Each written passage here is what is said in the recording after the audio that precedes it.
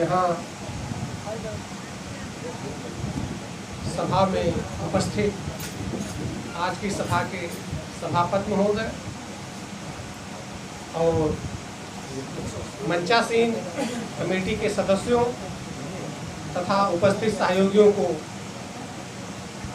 हम स्वतंत्रता दिवस की बधाई देते हैं और उन्हें जय अर्जक अभिवादन बोलते हैं।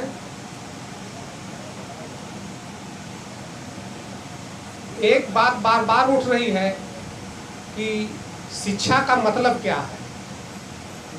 शिक्षा का जो सामान्य अर्थ है, शिक्षा का अर्थ है जानकारी।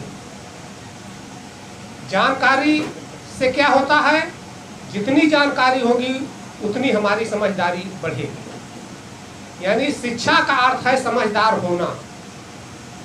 शिक्षा का अर्थ पढ़ा लिखा या डिग्री होल्डर, इंजीनियर, डॉक्टर होना नहीं है। शिक्षा का अर्थ है समझदार होना।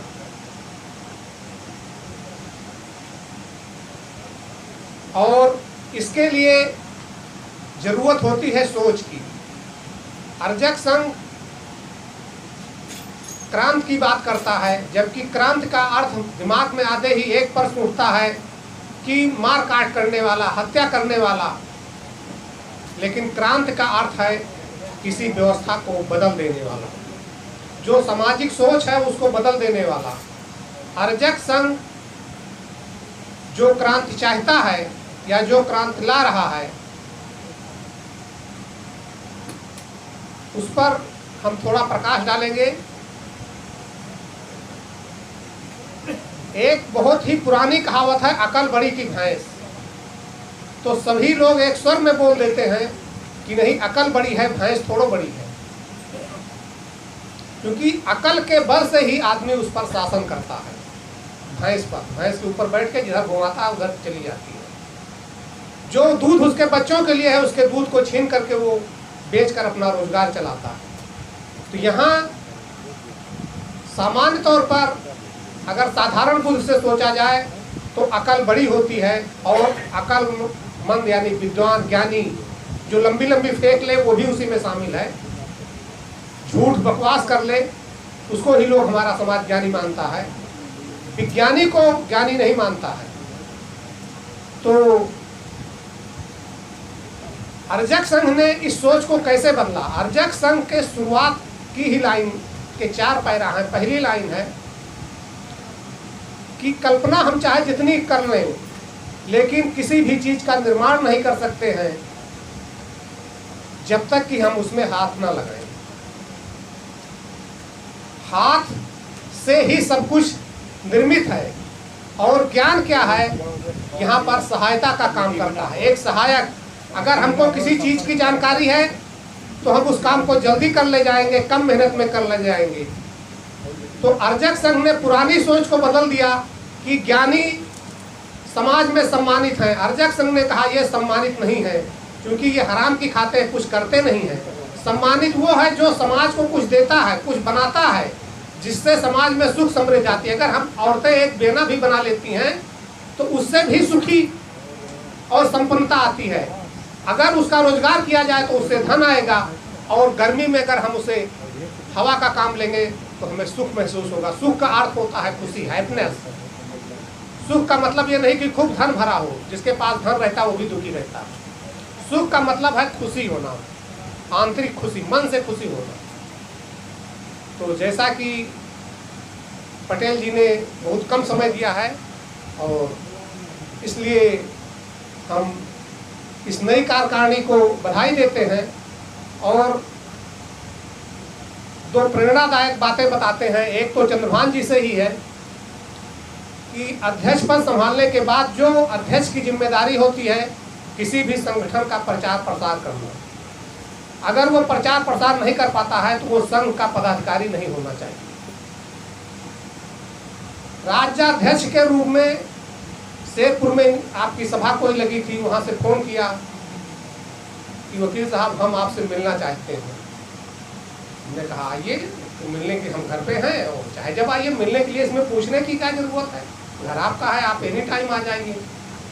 कहा नहीं, हम कुछ बातचीत भी करना चाहते हैं। हमने कहा आइए, जब बैठेंगे तो बातचीत भी होगी।